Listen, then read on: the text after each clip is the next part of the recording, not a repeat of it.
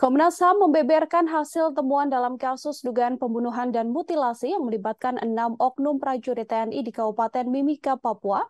Dari temuan Komnas HAM diduga ada unsur perencanaan pembunuhan dalam tindak pidana mutilasi ini. Komisioner Komnas HAM BK Ulung Hapsari mengatakan adanya bukti komunikasi dan kesesuaian terkait perencanaan pembunuhan serta mutilasi tersebut. Dari bukti inilah Komnas HAM menilai memang ada perencanaan pembunuhan oleh para pelaku.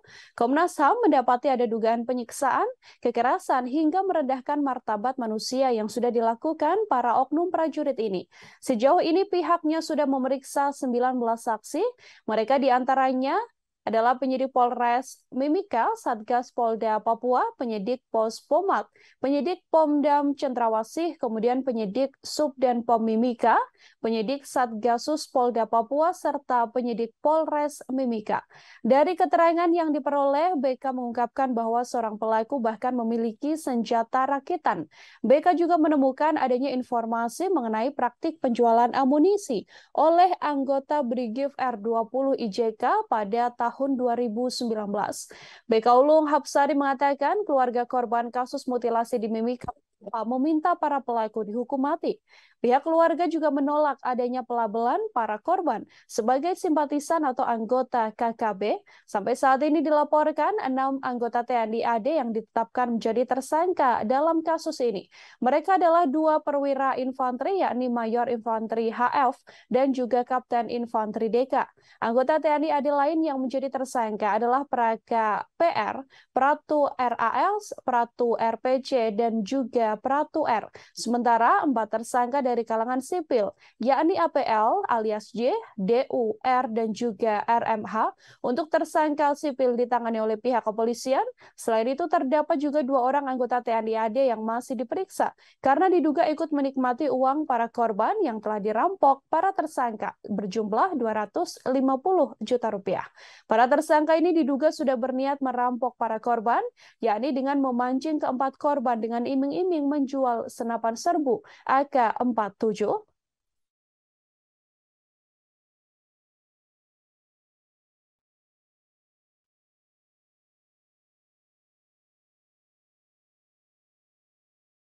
Yang kemudian mengarahkan pada peran Saudara Roy Martin Howai yang sampai saat ini statusnya masih DPO dari pihak kepolisian.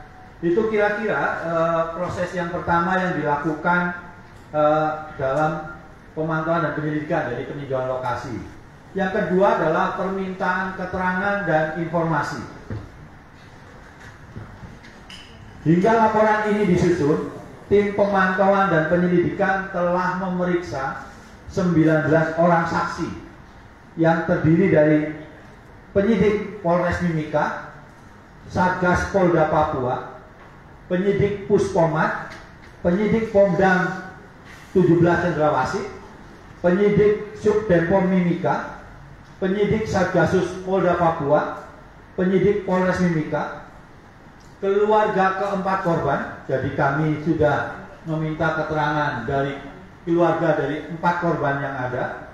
Terus kemudian 6 orang pelaku anggota TNI dan 3 orang pelaku sipil. Jadi kan ada 10 ya, ada 10, 6 anggota TNI dan 3 warga sipil. Satunya Saudara Roy masih DPO sampai saat ini. Nah, dari pihak kepolisian pada pokoknya menerangkan antara lain soal kronologi peristiwa dan detail dari tempat kejadian peristiwa atau TKP. Kemudian juga informasi terkait kondisi dan luka pada jenazah korban. Informasi proses pencarian korban dan identifikasi korban. Jadi ini soal proses-proses yang dilakukan oleh kepolisian.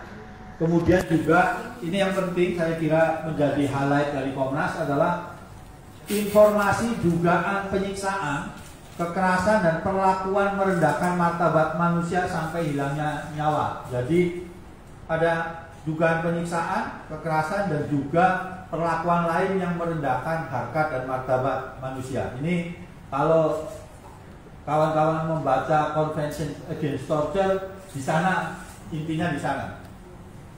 Terus kemudian bagaimana proses penegakan hukumnya?